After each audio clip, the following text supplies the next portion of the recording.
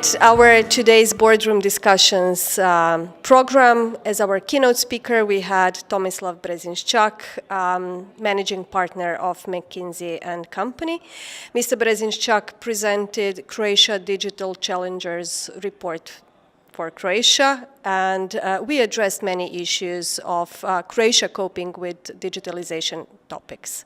Mr. Brzezinchak, you've just presented Croatia Digital Challenges report to our boardroom discussions audience.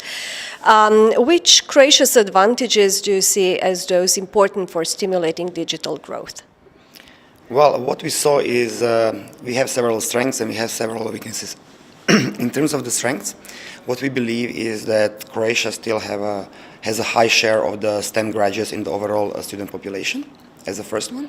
Second one is from the macro perspective that Croatia is still competitive in terms of the labor cost of the ICT sector. And the third one is that we saw both in the public and private sector local pioneers who've done something and become globally relevant and famous for their brands. And which would be the weaknesses? Well, in terms of the weaknesses, we try to group them in four categories. And four groups. First one being the overall quality of educational system in Croatia. Second one being the ICT infrastructure itself. Third one being adoption of the digital skills among the population. And the fourth one being entrepreneurial environment. Can you tell us what would be the key messages of today's presentation?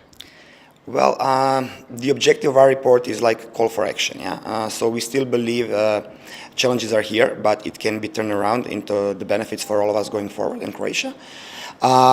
We would say that Croatia is the only country in Europe where growth of the digital economy is lower than traditional economy. We still believe this can be a turnaround case where Croatia by 2025 can reach additional 8 billion euros of GDP. In terms of the sectors, what we saw is that sectors that has the highest level of potential in automatization, digitalization, are the sectors where we have the highest number of employees, such as the transportation, retail, agriculture, HoReCa, etc. We believe that till 2030, 800,000 jobs will be affected in one way or another with digitalization and automatization. We believe that we should focus on our strengths, and we have also highlighted 10 very concrete group of initiatives that covering both public, private sector and individuals. You can see in our report. On overall, they are quite generic, but if you deep dive, we have quite concrete steps what has to be done. Thank you. Thank you.